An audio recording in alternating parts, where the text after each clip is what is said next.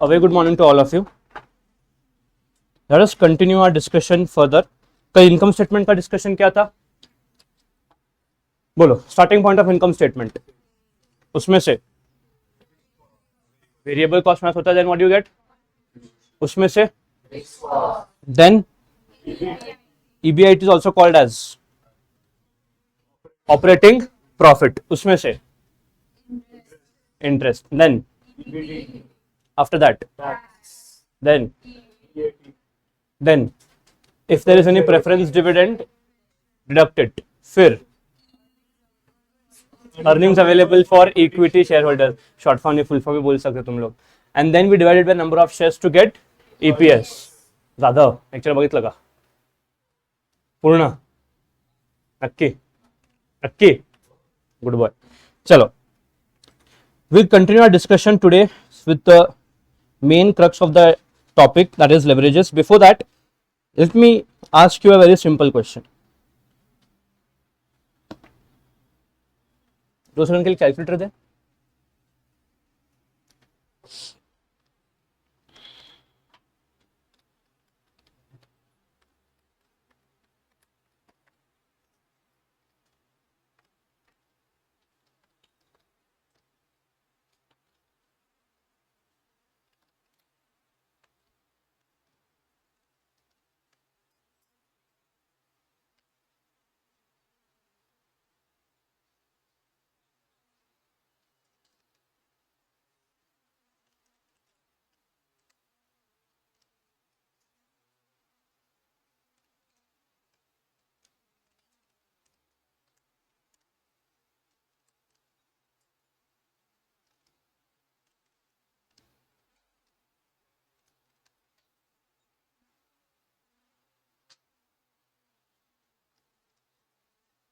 ले.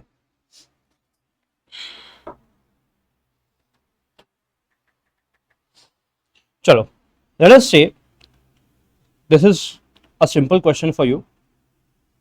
There are two projects, okay? दो plans है, there are two investment opportunities instead, not projects also. There are two investment opportunities available to you. A करके एक है और B करके एक है. कॉस्ट ऑफ इन्वेस्टमेंट, जो इनिशियल तुमको आउटफ्लो लगता है, जो इनिशियल इन्वेस्टमेंट रिक्वायर्ड है, कैलकुलेटर टाइलर्स नहीं है sir. Initial investment let's say यहां पे 1 लाख का है, यहां पे भी 1 लाख का है. 1 lakh rupees is required to invest in this project. Expected profits या एक्सपेक्टेड इनफ्लोज, ये इनिशियल इन्वेस्टमेंट क्या रहता है तुम्हारा? आउटफ्लो की inflow, it's always outflow. Then your expected inflows are, let us say in project A 60,000, in project this is expected inflows per year, expected inflows per year 60,000, and in B it is 25,000. ठीक है. tenure of investment in project A it is 1 year, in project B it is 3 years. ठीक है. Then your rate of interest in investment A is 12%, in investment B it is 5%.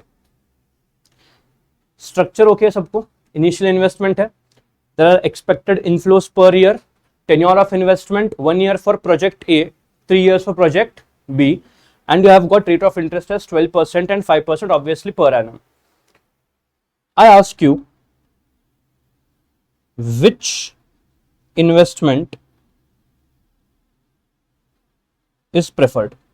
Between investment A and investment B तुम कौन सा investment prefer करोगे? करो, जो करना है करो, कैलकुलेटर खोलो, ये खोलो, वो खोलो. Tell me which investment will you prefer between A and between investment B?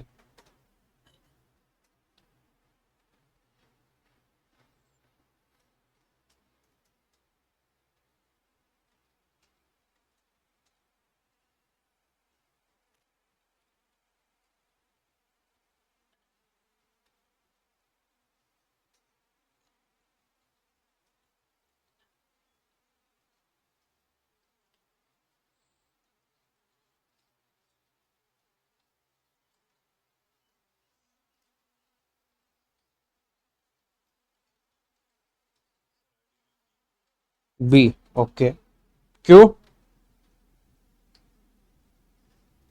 Y B?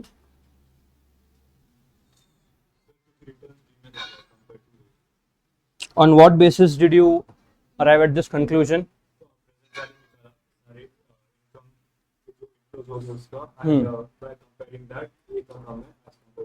ए का एक्सपेक्टेड इनफ्लो कम है, एक्सपेक्टेड पीवी कम है ए का, ओके। तुम्हारा क्या? 25 into 3 75 more than 60,000, ऐसा? 25,000 into 3 75,000 more than 60,000, therefore PV. बोलो, ज्यादा तेरे को आना चाहिए। ए क्या है कैपिटल बजटिंग में, अगर याद है तो?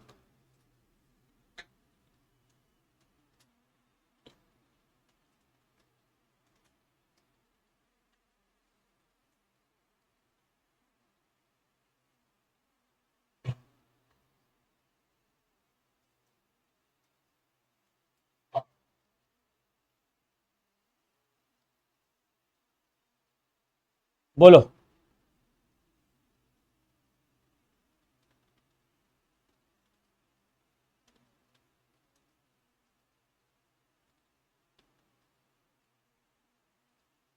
ऑनलाइन आंसर्स दे रहे है ऑनलाइन वाले भी है। Investment B as NPV is more, भाई शपथ, एनपीवी कैसे आता है तुमको? मैं तो सिखाया नहीं है।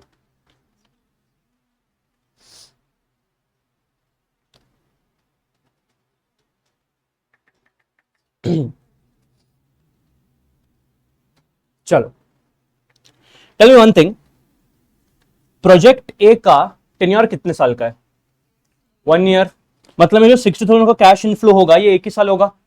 But this 60,000 is this as on today और after 1 year? After 1 year I have to take a decision as on today whether to invest in a project or not. So I have to convert this to what? Future value मेरे को कन्वर्ट करना पड़ेगा to present value. अच्छा, because year is only 1, this is a single cash flow. तो अगर याद है what is the future value of a single cash flow, it is FV is equals to PV into 1 plus R raised to N. For investment A, future value is how much? 60,000 मुझे 1 साल बाद मिलेगा। 60,000 is equals to present value, rate of interest is 12%, 1.12 raised to 1. तो 60,000 is equals to present value into 1.12, तो कितना आता है present value? 53,571। This is your present value, ठीक है? ये प्रेजेंट वैल्यू है ऑफ इन्वेस्टमेंट ए। अगर इन्वेस्टमेंट बी की बात करूं, this is what PV of inflows, PV of inflows. अगर इन्वेस्टमेंट बी की बात करूं तो इन्वेस्टमेंट बी में I am getting a equal cash flow for a period of 3 years। So this is nothing but annuity, ठीक है? तो annuity के लिए अगर पीवी निकालना है, PV of annuity, do you remember discounting schedule, discounted cash flow का? Year cash flow, then you have discounting factor at the rate, यहां पे रेट ऑफ इंटरेस्ट कितना है? 5% है। And then you have got present value, year 1, 2 and 3। Cash flows 25,000, 25,000 and 25,000। Discounting factor 1 divide by 1.05 raise to 1, 0.952। फिर एक और बार equal to करोगे तो नेक्स्ट ईयर का आएगा कितना है? एक और बार इक्वल टू करो, तीसरे साल का आएगा 8638 और 864 round of. So now calculate present value of a single cash flow, 25,000 into 0.952, 23,809। Next आगे 595। You take the total of it, 68,079। So if you can see, this is present value of inflows। कहां पे inflows ज्यादा है? Inflows are more in the investment B। So इसलिए which investment will you recommend? Investment B।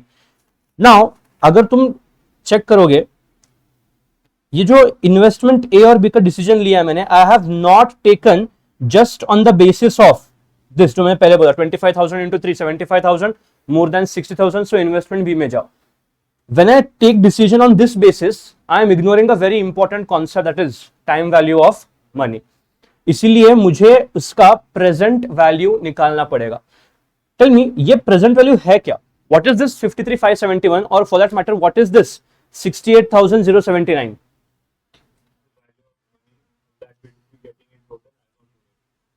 हाँ ठीक है, correct है, but इसको मैंने एक टेक्निकल नेम दिया था. We use present value discounting to calculate what. हाँ, value of any asset. If you have to calculate value of any asset or for that matter value of any investment, it is nothing but present value of the future cash inflows. Time value of money में अपन ने ये discussion किया था, if you remember. किधर गया? रहेगा किधर? तो इधर ही.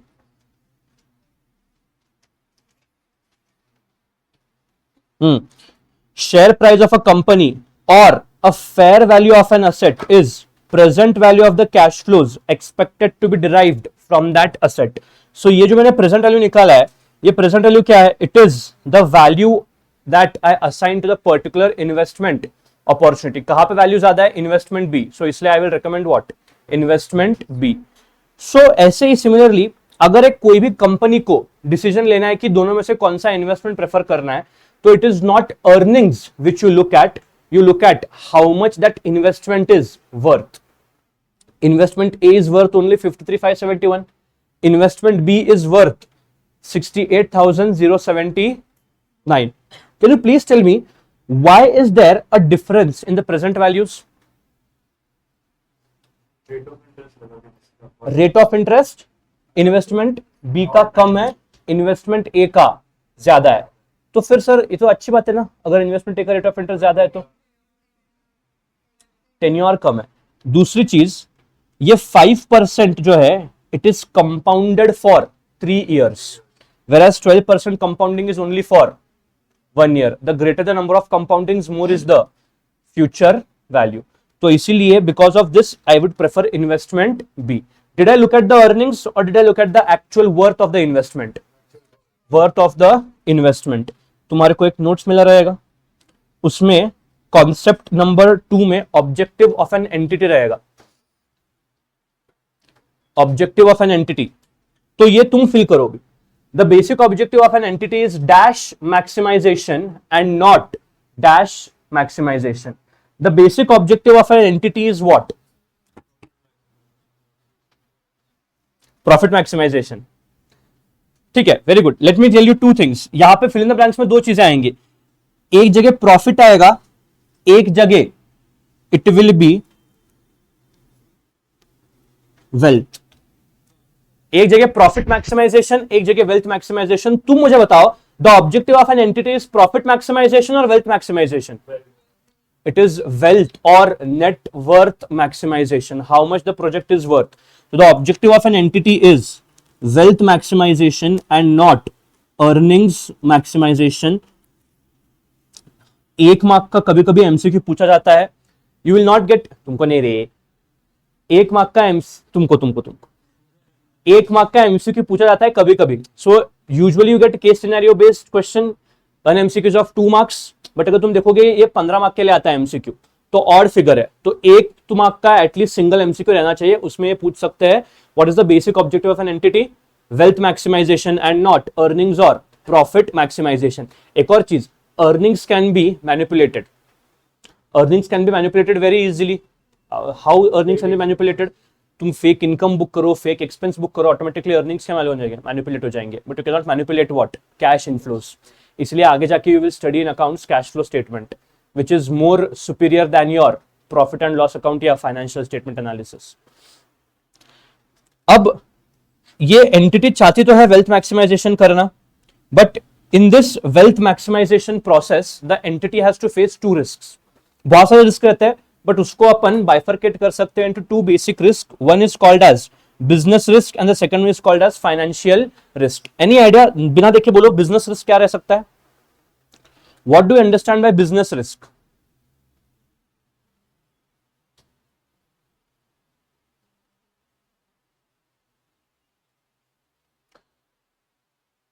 Business risk, risk faced by business, business risk.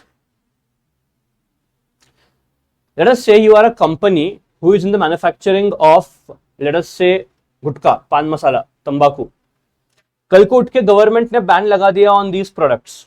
Will your business fall immediately? Will your business be stuck down to zero immediately? गया तुम्हारा बिजनेस पूरा. सो बिजनेस रिस्क मतलब क्या? जो तुम्हारे बिजनेस ऑपरेशंस को अफेक्ट करते हैं, that is in very simple word business risk. For example, you are into the sale of alcoholic liquor. Government ने क्या किया कर दिया? गवर्नमेंट ने अल्कोहलिक लिकर पे जो टैक्सेस है वो बहुत ज्यादा बढ़ा दिए. उससे क्या हो जाएगा? लोगों को लगेगा कि भाई we should not consume the product, बहुत महंगा हो गया है, तो तुम्हारे अर्निंग्स क्या हो जाएंगे? कम हो जाएंगे. Similarly there is a advent of a new competitor in your industry. तुम्हारी इंडस्ट्री में तुम अकेले ही थे, एक नया कॉम्पिटिटर आ गया जो तुमसे थोड़ा सुपीरियर प्रोडक्ट्स डील कर रहा है. So that impacts your business operation, that impacts your business earnings. तो इसलिए बिजनेस रिस्क, पहले बात तो पहले वाला लाइन छोड़ो 2 सेकंड के लिए. Business risk is resulting because of your internal and external environment. Business cycle करके पढ़ा था इकोनॉमिक्स में. Technological obsolescence, this can be a second example. For example, तुम लोग क्या कर रहे हो? कोडैक करके कैमरा सुना है क्या? कोडैक कैमरास, कोडैक सुना था क्या? अभी सुना है क्या? अभी नहीं मिलता कोडैक का. Kodak cameras were replaced by तुम्हारा वो अभी जो नया आता है डीएसएलआर जो भी है वो. Technological obsolescence. Kodak did not adapt to the technological changes. Same happened with Nokia. Nokia did not adapt to the technological changes and therefore the business of Nokia was. किसी के पास है नोकिया का smartphone? हाथ ऊपर करो. Very good. So business risk results from internal and external environment in which the firm has to operate. तुमने CSWT में business environment करके पढ़ा था, उसमें पढ़ा था इंटरनल एनवायरनमेंट, एक्सटर्नल एनवायरनमेंट. ठीक है. Now this business risk is unavoidable. Why is it unavoidable? Technological changes होते रहेंगे, बिजनेस साइकिल्स होते रहेंगे, गवर्नमेंट अपने नए नए पॉलिसीज लेते आएगा. तुम्हारे हाथ में कुछ को कंट्रोल करना है क्या? The answer is no. So इसलिए this business risk is what? Unavoidable. और ये जो business risk है, it is defined as variability in the earnings before interest and taxes. EBIT का दूसरा नाम क्या है? This is called as operating profit. So मैं अगर बोल रहा हूं कि business risk affects your business operations, can I say business risk indirectly affects your operating profits? Operating profits मतलब क्या? What are the profits purely generated from the operations of a company. EBIT का अगर discussion याद है तो अगर एक company ने बैंक में एफडी किया है, उसके ऊपर बैंक को इंटरेस्ट मिला है, वो ईबीआईटी के कैलकुलेशन में जाता है क्या? द आंसर इज यस और नो. मैं पूछा, अगर एक कंपनी ने बैंक के एफडी में इन्वेस्टमेंट किया है, उसके ऊपर जो बैंक को इंटरेस्ट मिलता है, क्या वो ईबीआईटी कैलकुलेशन में जाता है क्या? The answer is no. It is not your principal operation. तुम्हारा ऑपरेशन कोई दूसरा रहेगा. नमूनो, इसलिए कल बोला ना, सेल में it is only revenue from principal operations of the entity. ठीक है. सो बिजनेस रिस्क ऐसा रिस्क है which is deviating your EBIT, जिससे तुम्हारा ईबीआईटी एट रिस्क है. और ये बिजनेस रिस्क को अपन बोलते हैं ऑपरेटिंग रिस्क. ये बिजनेस रिस्क को एक और नाम से जाना जाता है, which is called as operating risk. This operating risk is measured by something called as operating leverage. ये लेवरेज का मतलब क्या है समझाता हूं. Can anyone of you explain me this line? Operating risk का degree does not differ with the use of different forms of financing. Operating risk is not dependent on your forms or sources of financing. Kindly explain me this. कल सिखाया था ये point. या तो interest में या फिर जो पर शेयर आएगा उसमें प्ले करेगा, उसके ईबिट से कुछ लेना देना नहीं. परफेक्ट. देख, तुम चाहे शेयर से पैसा रेस करो या डिबेंचर से पैसा रेस करो, तुम्हारे ईबीआईटी में कोई भी डिफरेंस आएगा नहीं, because EBIT is before deducting interest, before deducting preference dividend. और ईबीआईटी में हम लोग कभी भी ईबीआईटी से ईपीएस निकाल ही नहीं सकते. So EBIT does not take into consideration your cost of financing.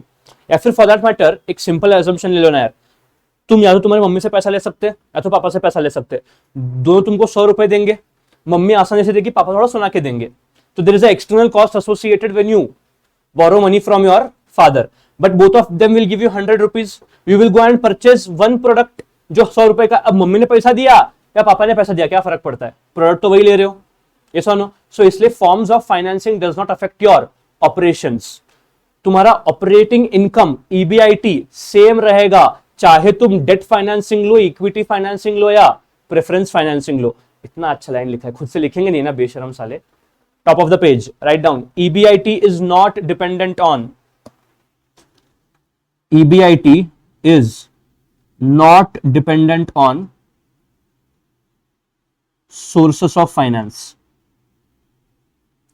EBIT is not dependent on sources of finance.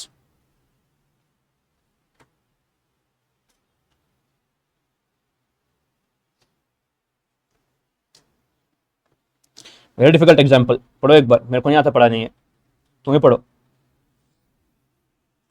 Operating risk का एग्जाम्पल दिया है, पढ़ो, गो अहेड।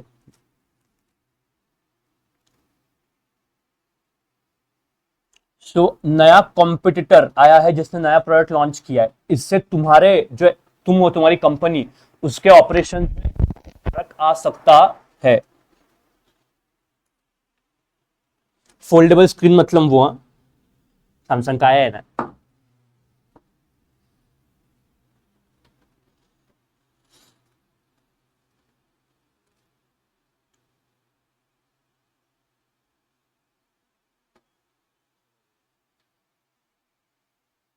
ठीक है।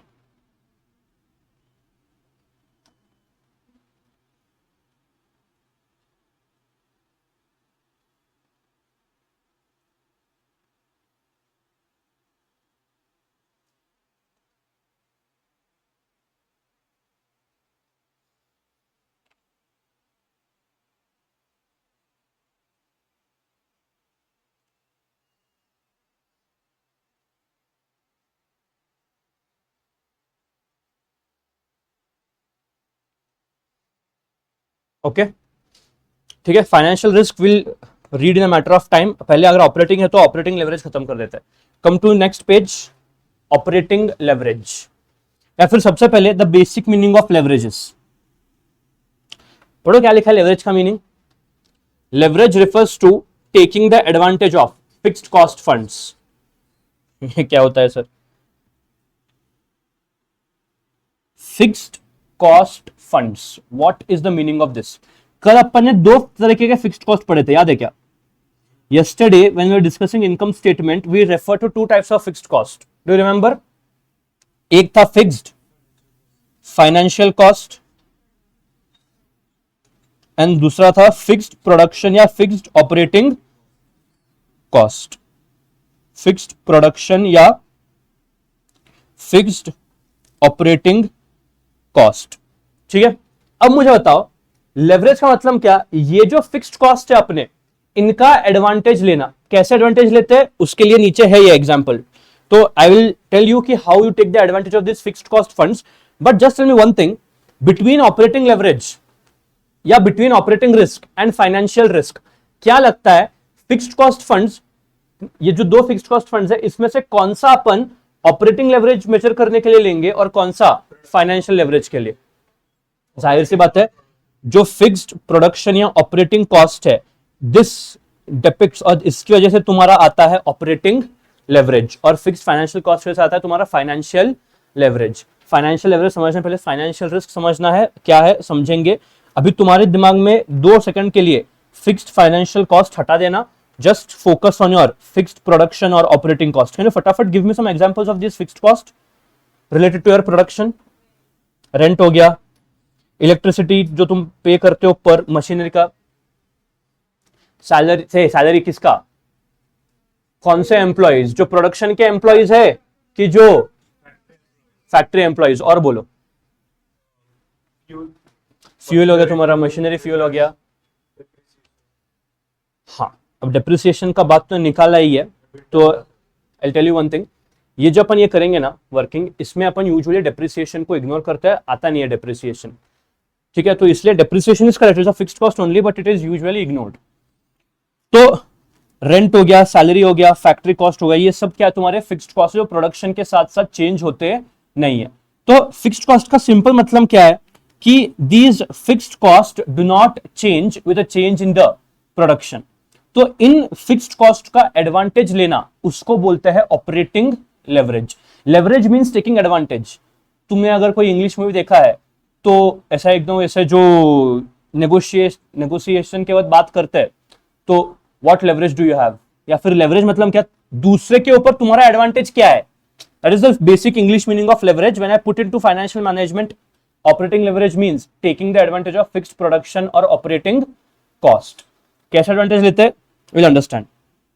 देख, ऑपरेटिंग लेवरेज का डेफिनेशन पहले, operating leverage is a tool that measures how a companies operating profit, that is EBIT, reacts to change in sales. In very simple word, operating leverage क्या depict करता है कि भाई how much और what is the change in EBIT because of change in the sales.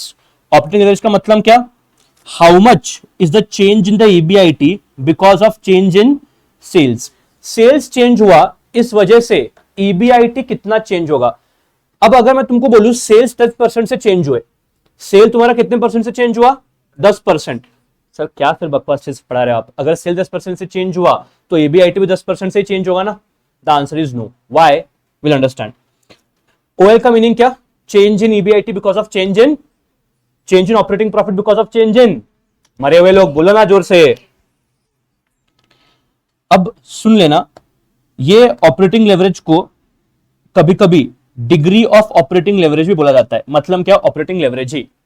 तो operating leverage और doll तुम्हारा खिलौना नहीं, degree of operating leverage, meaning is same. Operating leverage बोलो या डिग्री ऑफ ऑपरेटिंग लेवरेज बोलो, meaning is same.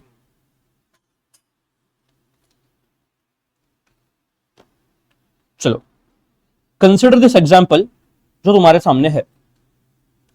Year 1, year 2, year 3, तीनों साल के तुमको मैंने सेल दिया है। ईयर 1 में सेल है 10 लाख का, variable cost is 40% of sales. कल मैंने पढ़ाया था, अगर तुम्हारा सेल बढ़ गया तो variable cost does not change assuming the other things are constant. So variable cost is how much, 40% of sales. तो 10 लाख का 40% 4 लाख, 15 लाख का 40% और 20 लाख का 40% 8 लाख। कंट्रीब्यूशन कितना परसेंट होगा फिर, contribution is 60% of sales. Contribution is 60% of sales. अब देखो कंट्रीब्यूशन में से क्या माइनस हुआ, फिक्स्ड कॉस्ट।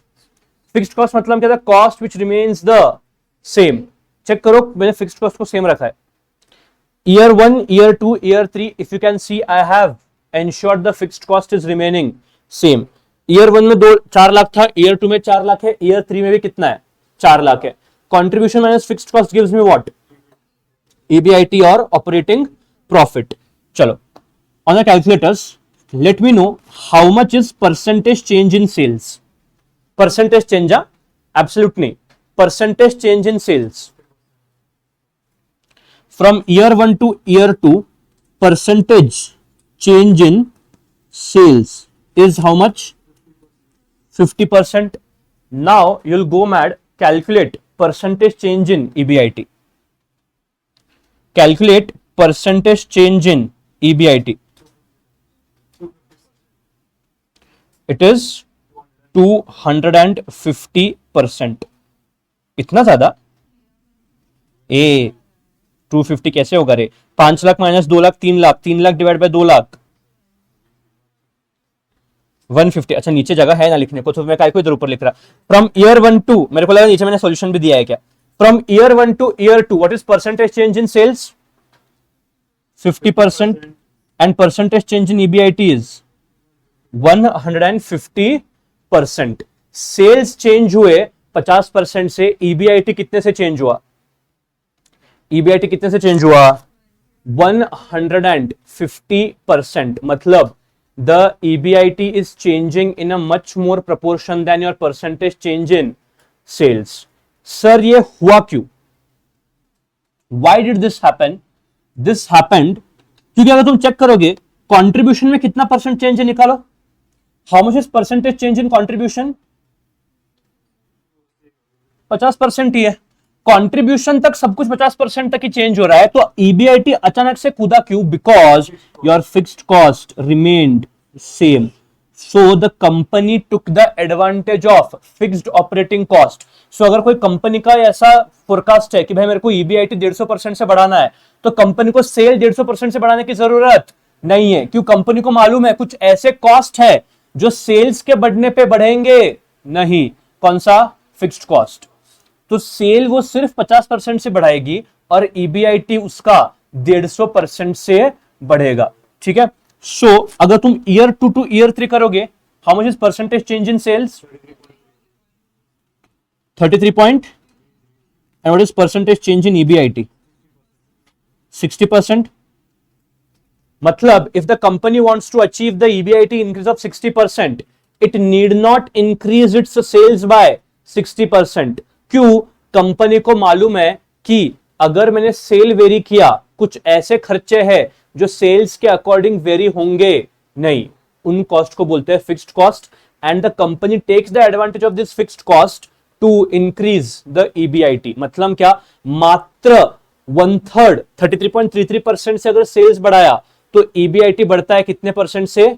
60% से। This magnifying effect of change in EBIT because of change in sales is called as operating leverage. इसको बोलते हैं ऑपरेटिंग लेवरेज। चेक करो, the magnifying effect of EBIT is called as operating leverage. A small increase in the sales can lead to a large increase in profit. कौन सा profit है ये? Is this profit before tax और EBIT? EBIT. Sir यहां पे हम EBIT consider क्यों करते हैं? Because operating leverage measures operating risk. Operating risk is variation in EBIT and not EBT.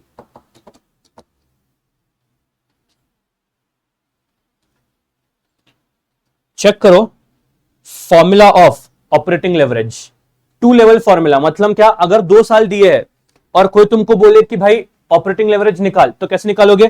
Percentage change in EBIT upon percentage change in sales. तो calculate year 1 to year 2 का अगर तुम करोगे, तो for year 1 operating leverage is percentage change in EBIT upon percentage change in sales.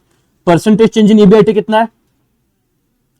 Percentage change in sales is 50, so your operating leverage is 3 times. 3 क्या क्या लिखेंगे? 3 times.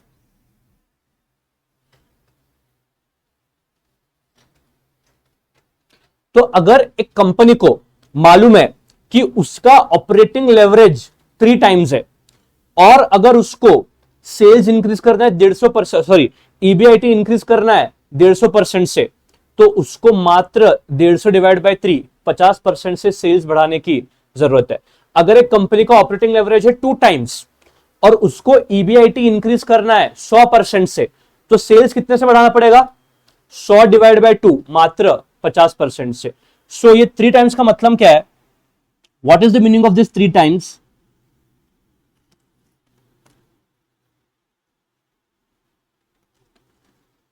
If sales change by X times, if sales change by X times, EBIT will change by, अरे EBIT will change by, अरे बोलो ना, EBIT will change by 3 times. अगर sales change by X times, तो EBIT will change by 3 times. 3 या 3x times, 3x better रहेगा, 3x times. Year 2 का operating leverage बोलो, सेम नहीं रहेगा। हाँ, for year 2 operating leverage is change in EBIT 60, change in sale 33.33। This is how much? 1.80 times. This is operating leverage for year 2। अरे यार हट, ठीक है ना, क्या फर्क पड़ता है? वैसा जब ऐसे कचरा कचरा भरते हैं तो लगता है कि कुछ पढ़ाई किया है। नीचे भी वही लिखा है, 3 और लिखना 3 1.80। पेज वेस्ट हो गया साला, हट। तो what is the two level formula of operating leverage? Percentage change in EBIT upon percentage change in sales. इस फॉर्मूला का एक ड्रॉबैक है। क्या ड्रॉबैक है? You can use this formula only when you have been given 2 years for comparison.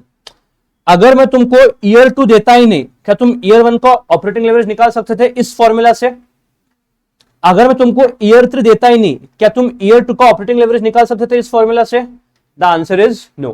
So this formula can be used only when multiple year data is given to you.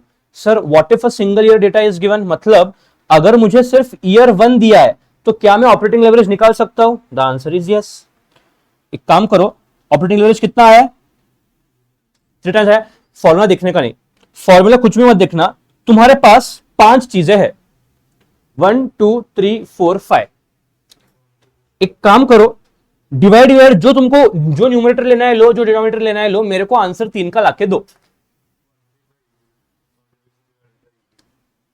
समझा क्या है? तुम्हारे पास 5 figures है, ठीक है, एक numerator पकड़ो, एक डिनोमिनेटर पकड़ो, मेरे को आंसर 3 का लेके आओ।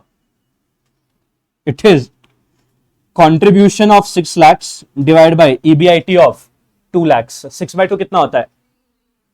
9/5 कितना होता है? 1.8। So therefore a single level formula of operating leverage is, किधर है? One level formula of operating leverage is contribution upon EBIT. ये फॉर्मूला कब यूज करोगे? जब एक ही साल दिया है। तो एग्जाम में यूजुअली ये फॉर्मूला या तुमको याद रखना है, बिकॉज एग्जाम में एक ही साल देते हैं। सो this formula is important and relevant for you. Operating leverage is contribution upon EBIT, not contribution upon sales. Contribution upon sales is PV ratio. Contribution upon EBIT is degree of operating leverage. In fact, तुम year 3 का भी यहां पे operating leverage निकाल सकते हो। कैसे? 12 लाख का contribution divide by EBIT of 8 lakh. Even though year 4 दिया नहीं है, फिर भी अपन क्या कर सकते हैं? निकाल सकते हैं। तुमको अगर खुजली है तो ईयर 4 में जो सेल अज्यूम करना है करो, करके देखो, you will get same answer 1.5। ठीक है, यहां तक क्लियर है? What is the meaning of operating leverage? Operating leverage का मतलब क्या? Taking advantage of fixed fixed operating cost. अरे माते, यहां पे लिख ओएल, यहां पे लिख एफएल, लिख के रख। Operating leverage is taking advantage of operating cost, fixed operating cost. Two level formula change in EBIT upon change in, single level formula contribution upon EBIT. ठीक है, अब सुन लेना ये लाइन क्या लिखा है यहां पे। Operating leverage exists whenever a company has fixed operating cost. अगर कोई कंपनी के पास फिक्स्ड कॉस्ट ही नहीं है तो ऑपरेटिंग लेवरेज भी रहेगा नहीं। If a company does not have fixed cost, it will not have any operating leverage. Sir इस लाइन का मतलब क्या है? सुनो,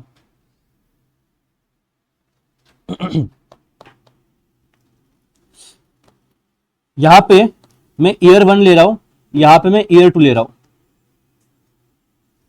सेल्स आर 10 lakhs, यहां पे सेल्स आर 12 lakhs,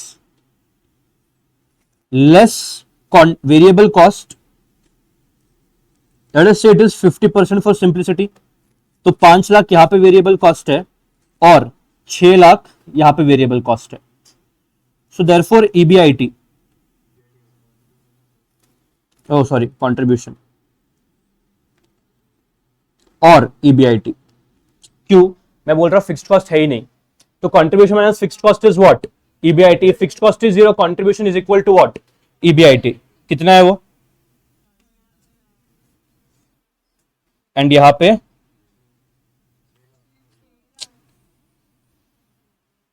6 लाख। ठीक है, अब मुझे बताओ व्हाट इज द फॉर्मूला, या फिर instead of formula tell me percentage change in sales कितना है? 20%। And if you see percentage change in contribution is also 20%, percentage change in EBIT is also 20%। Two level formula of operating leverage is percentage change in EBIT upon percentage change in sales. DOL का formula for two level is percentage change in EBIT upon percentage change in sales. Percentage change in EBIT is 20, percentage change in sales is 20. What is DOL? 1. अगर normal level formula first level formula use करोगे तो contribution upon EBIT, contribution भी 5 लाख है, EBIT भी 5 लाख ही है, तो again your answer is how much? 1. सुनो, when the operating leverage is equal to 1, it means company is not taking advantage of fixed cost funds. How can it take? Fixed cost रहा तो fixed cost का advantage लेगी ना, अगर fixed cost ही नहीं है तो how can you take advantage? Yes or no? But when your operating leverage is 1, it means company does not have operating leverage. वो operating leverage 0 आएगा तो ये कंक्लूजन मत लेना कि company does not have operating leverage. If operating leverage is 1, it means company does not have any operating leverage. थोड़ा ये तुम्हारे मैथमेटिक्स से कॉन्ट्ररी करेगा, मेरे को मालूम है, बट यही इंस्टीट्यूट तुमको बराबर एमसीक्यू में पूछता है.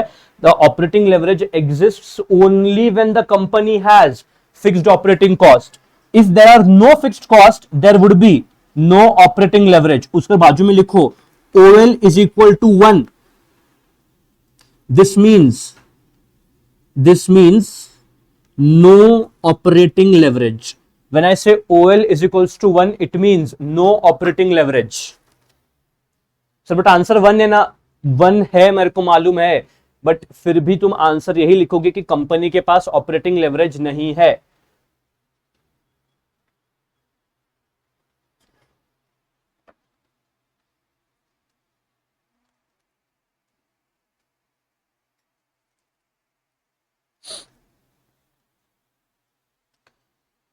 ये लिखना है तुमको? लिखना है क्या ये कि समझ गया है? पक्का?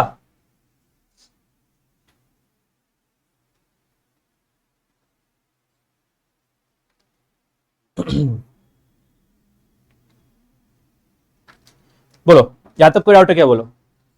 Is there any doubt till now? Go through once. If there is any doubt please ask.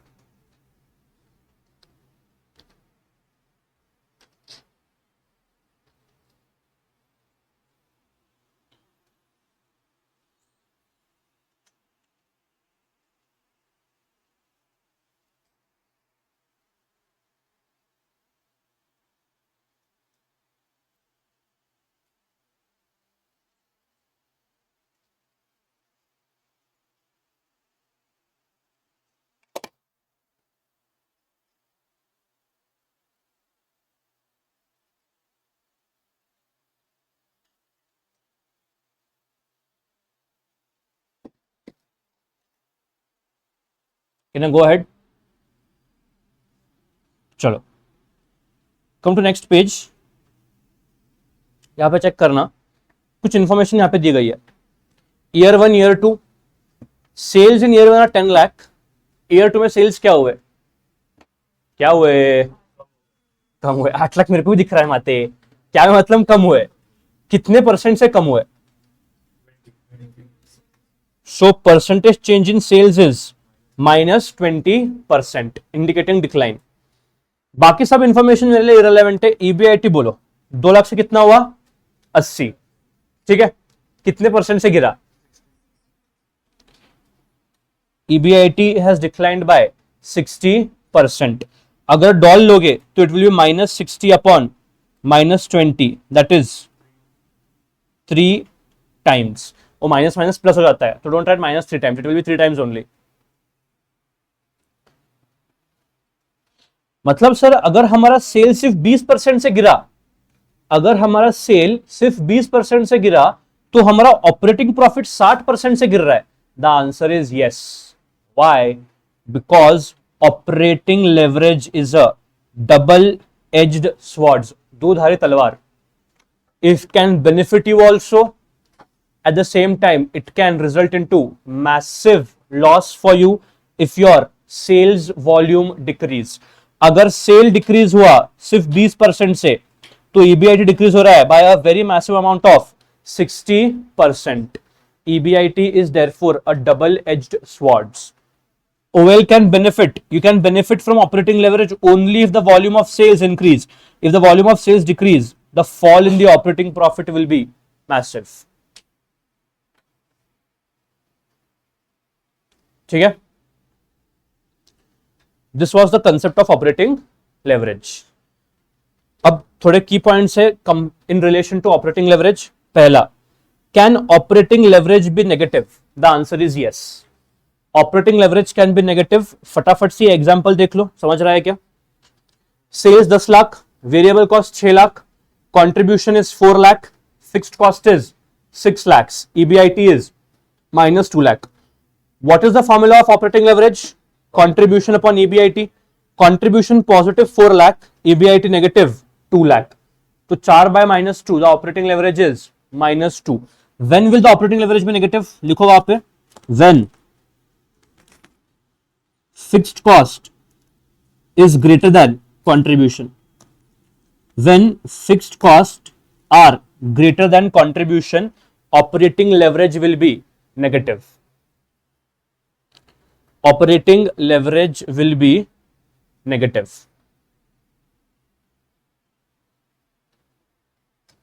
तुम में से कोई पूछ सकता है, क्या पूछ सकता है? सर एक काम करो ना, when contribution is less than fixed cost आपने बोला, do one thing, ये वेरिएबल कॉस्ट को ये बड़ा कर दो ना सेल्स से, मतलब instead of 6 lakh of variable cost take 12 lakhs of variable cost. अगर 12 लाख का वेरिएबल कॉस्ट लिया तो कंट्रीब्यूशन में भी नेगेटिव 2 lakhs। अच्छा ठीक है ना, फिर नेगेटिव आता है ना, अरे अगर ये नेगेटिव आया तो ये भी नेगेटिव ही आएगा ना, नेगेटिव नेगेटिव पॉजिटिव होता है। अगर किसी के दिमाग में था तो निकाल दो पहले। It is only one case where fixed cost is greater than contribution, only in this case your operating leverage will be negative. If contribution is negative, लिखो, मेरे को पूरी चेंज नहीं मिलेगा फिर। If contribution is negative, if contribution is negative, EBIT has to be what? अरे has to be what? तो negative by negative plus हो जाएगा हम।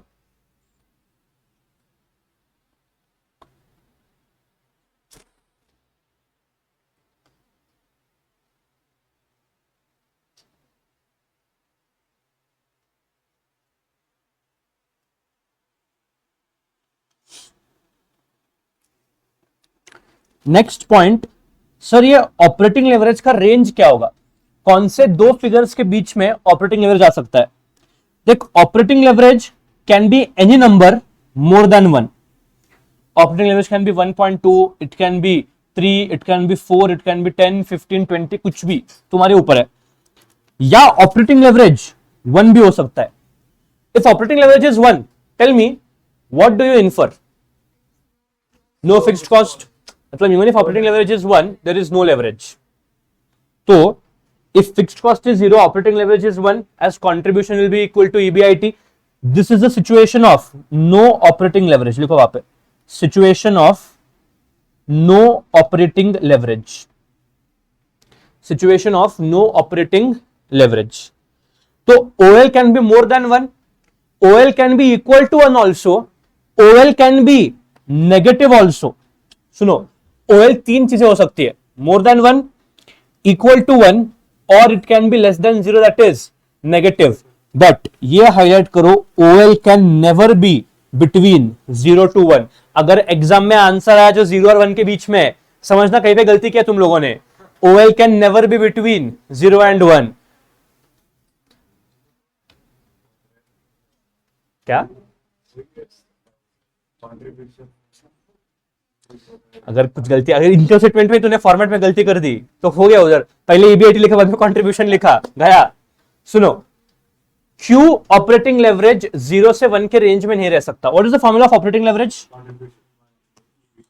कंट्रीब्यूशन अपॉन EBIT, हाँ कि ना? इनकम स्टेटमेंट जब बनाते हैं तो पहले कंट्रीब्यूशन आता है कि पहले EBIT आता है? कंट्रीब्यूशन आता है। Can I say for sure always contribution will be greater than EBIT? हमेशा कंट्रीब्यूशन बड़ा रहेगा किससे? EBIT से। If contribution is always greater than EBIT, मतलब numerator is always greater than denominator, the answer has to be more than 1, it can not be less than 1। It can be negative, but negative मतलब less than 0, less than 1 मतलब 0 to 1 के range में operating leverage कभी भी हो नहीं सकता, because contribution is always greater than EBIT। तो इसी कारण की वजह से ऑपरेटिंग लेवरेज कभी भी 0 से 1 के रेंज में रह ही नहीं सकता। मतलब OL can be 0.2, no. OL can be 0.5, the answer is no. OL 0 से 1 के रेंज में कभी भी आएगा नहीं। क्लियर है इतना? नेक्स्ट, इफ EBIT इज 0, अगर EBIT 0 है मतलब क्या, सेल किया तुमने, माइनस वेरिएबल कॉस्ट आया, कंट्रीब्यूशन आया, minus fixed cost EBIT।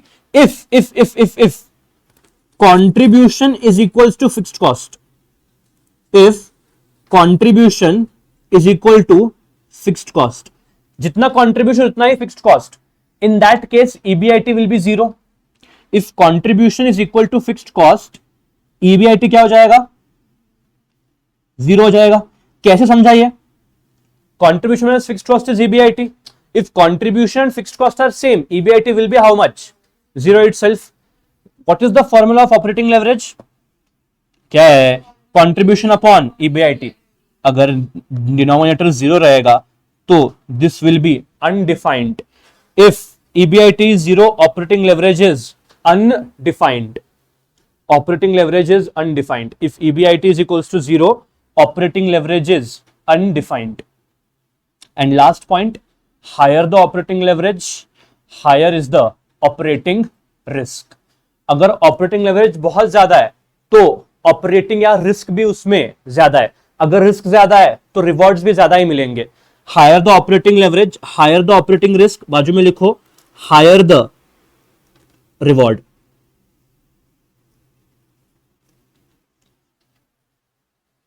Risk है तो इश्क नहीं, रिवॉर्ड है। Higher the risk, greater will be the reward. देखो ये लाइन तुम्हें, why did I write this, check करना। यहां पे जो मेरा ऑपरेटिंग लेवरेज 3 टाइम्स आया था, ये रिवॉर्ड कैसे होगा? अगर मेरा सेल 50% से बढ़ा, EBIT 150% से बढ़ेगा। अगर मेरा सेल्स 100% से बढ़ा, EBIT 300% से बढ़ेगा। अगर ये 3 के बदले नंबर यहाँ पे 5 रहता, मतलब क्या sir? If my sales increase by 50%, EBIT will increase by 250%। तो higher the operating leverage, greater is the reward, but greater is the risk। why? if sale falls by 50%, EBIT will fall by 250%। तो अगर risk ज्यादा है तो reward भी ज्यादा रहेगा। तो इसलिए higher the operating leverage, higher is the operating risk. Go through operating leverage once. Formulas check करना, 2 level formula, single level formula. If you have understood this, I will go ahead with the next concept.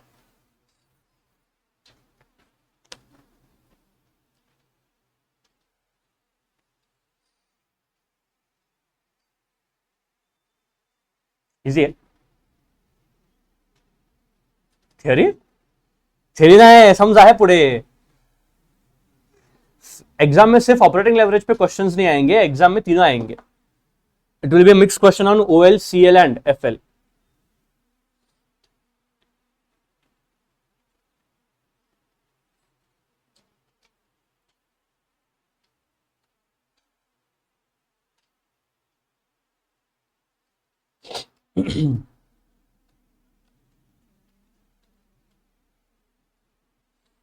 चलो, we go to the next concept.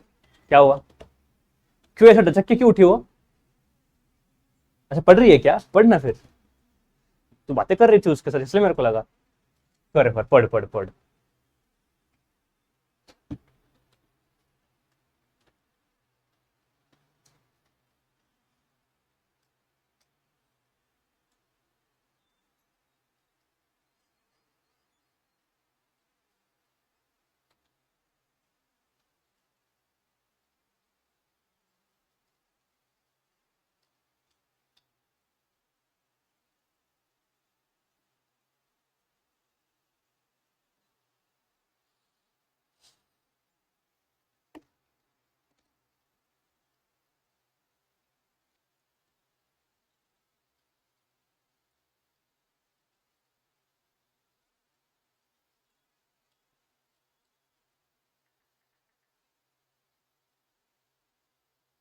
चलो, we go ahead to the next concept, break even point. क्या होता है break even point? देखो, break even मतलब क्या? a situation of no profit, no loss. Break-even point is the point of production level or sales where there is no profit or no loss. Total cost when it is equal to total sales. In that case, our profit is zero. Sir, ये profit से मेरे को क्या मतलब है? This profit refers to what? EBIT. When I talk about this profit, this is EBIT. So a situation where EBIT is zero is called a situation of break even. At break even point, total cost is equal to total revenue. Level where EBIT is zero. Let me see how many of you can apply brains.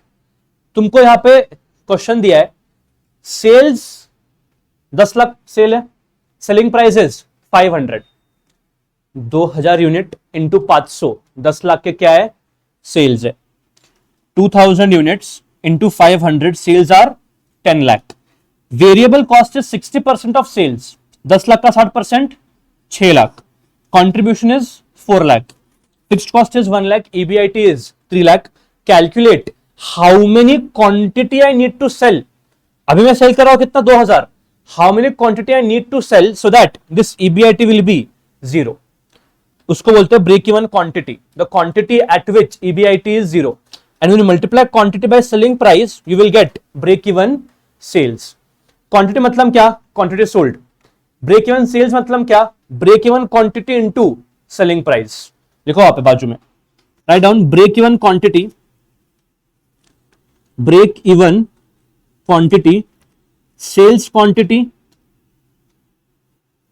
where EBIT is equals to 0 and break even sales is break even quantity into selling price.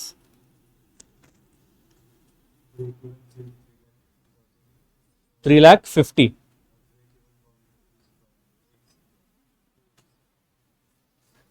Calculate करो. 7 lakh sale है. Answer आना चालू भी हो गए. तुम्हारे पास रखो answers, will discuss. Let the other try. Calculate break even quantity and break even sales. तुमको पहले ब्रेक इवन सेल्स आएगा क्वांटिटी से पहले. हाँ क्या हुआ इसमें? 2.5 लाख. 2.5 मतलब 2.5. इसका 7 आया था, 2.5 आ रहा है. देखते विल चेक. तो पहले 3.5 बोला था मेरे को. तो पहले 3.5 बोला मेरे को.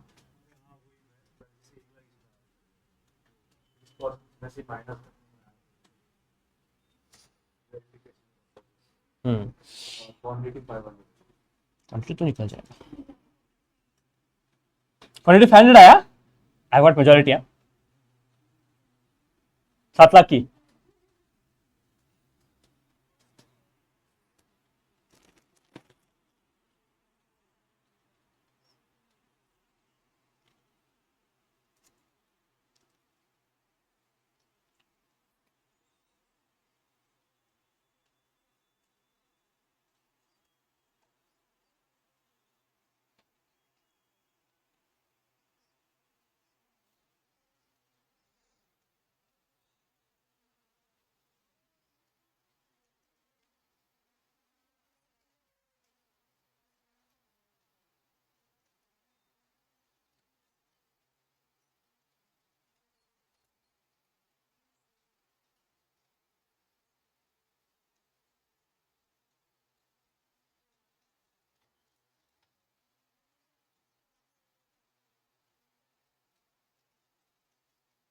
मतलब नहीं आया कि आया? चेहरे जरा खुशी रखना फिर चेहरे पे जरा.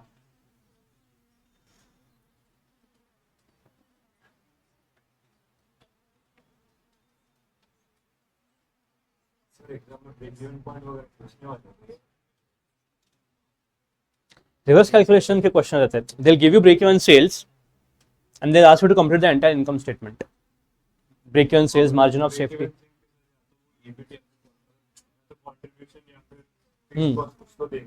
हाँ देंगे, उसका फॉर्मूला है रे. It's a formula. दो चीज मिल गई तो फिर थर्ड भी निकाल सकते हो और उसपे आगे हो जाएगा. जिस चैप्टर जानो ओनली सुडको खेला है क्या तूने? सुडको ही है ये. आगे जब क्वेश्चन चालू होंगे तब समझ जाएगा. चलो, can I discuss first and the common answer. Sale 7 lakh. Common answer जो गलत है, कॉमन मिस्टेक, आंसर नहीं, कॉमन मिस्टेक. 7 लाख क्यों बोला मालूम है क्या तूने? यहां पे क्या लिखा है? Total cost is equal to total sales. Total cost sir variable cost and fixed cost. 7 lakh की total cost for sales is 7 lakh. See if you consider sales as 7 lakh, the first thing which will happen, look at this. ये गलत है, लिखो मत. अगर मैं sales को 7 lakh consider करूंगा तो बेटा सुनना, वेरिएबल कॉस्ट 7 लाख का 60% होगा. That is 4,20,000. So your contribution will be 2,80,000. Fixed cost is 1 lakh and your EBIT is 1,80,000. If you add the simply two things, तो इसलिए तुम दोनों का सिंपल एडिशन कर नहीं सकते. Why? Because इनमें से एक कॉस्ट ऐसा है जो सेल्स से डायरेक्टली प्रोपोर्शनल है. तो इसलिए you can not just simply do 6 lakhs plus 1 lakh and tell sales are 7 lakhs. ये तुम्हारा गलत हो जाएगा. तो sir how to proceed ahead with this? मैं बोलता हूं let break even quantity be x. Break even quantity क्या हो गया? एक्स हो गया. टेल मी सेल का सेलिंग प्राइस कितना है? 500 rupees is selling price. 500 into x करूंगा, I will get total sales. Yes और नो? तो 500 rupees into x units, this will give me 500x. अब 500x का 60% क्या होगा?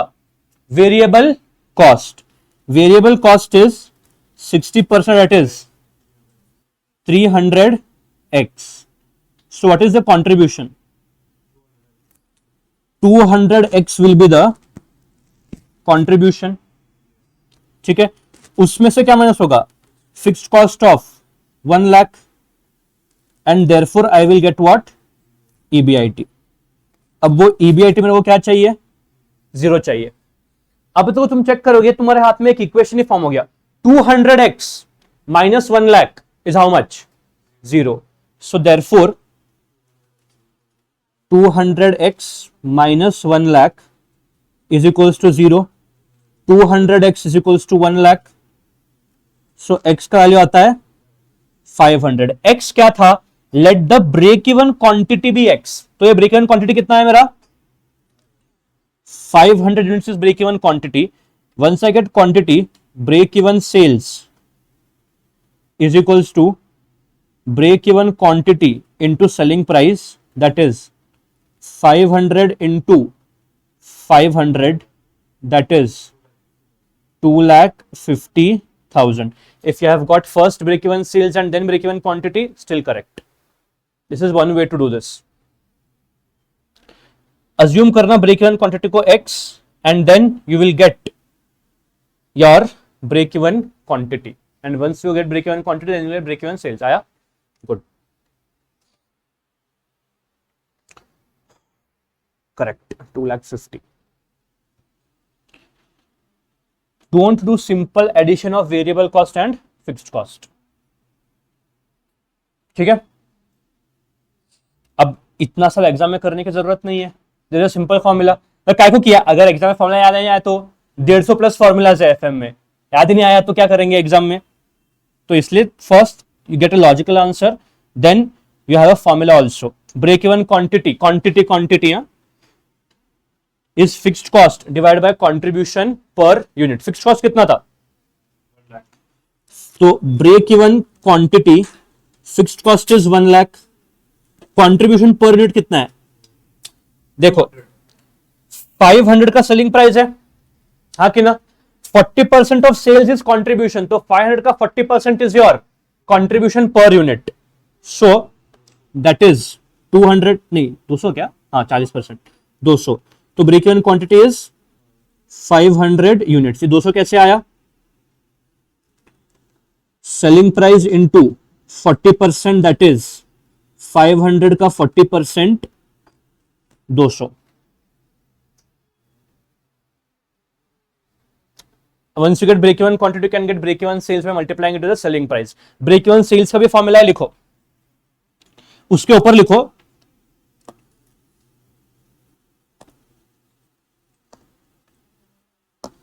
break even sales. You can directly get the amount of sales, that is fixed cost divided by PV ratio. Fixed cost divide by PV ratio. Fixed cost कितना है अपना, PV ratio मतलब कौन सा ratio, contribution ratio, contribution upon sales already given to you as 40%. What is contribution 40%, मतलब क्या, contribution by sales is 40%. तो 1 lakh divide by 40% करोगे, you will exactly get 2.5 lakh, 2,50,000. So there are two formulas, break even sales and break even quantity. और एक formula जो अपन ने operating average का पढ़ा, क्या हुआ,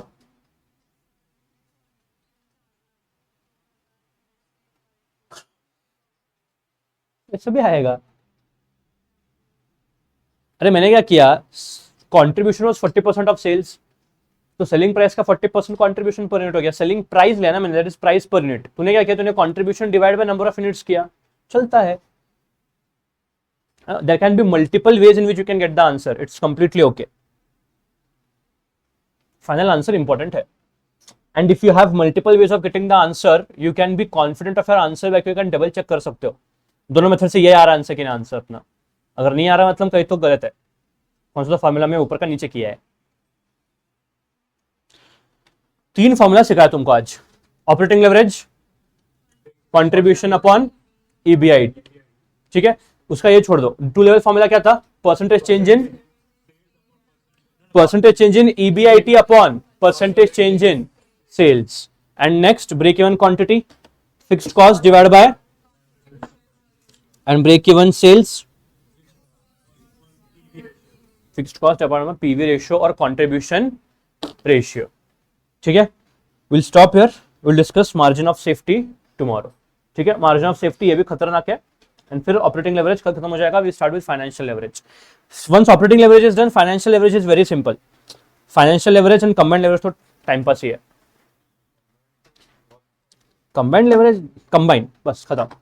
ठीक है, online students stay put for the next lecture, don't leave the meeting.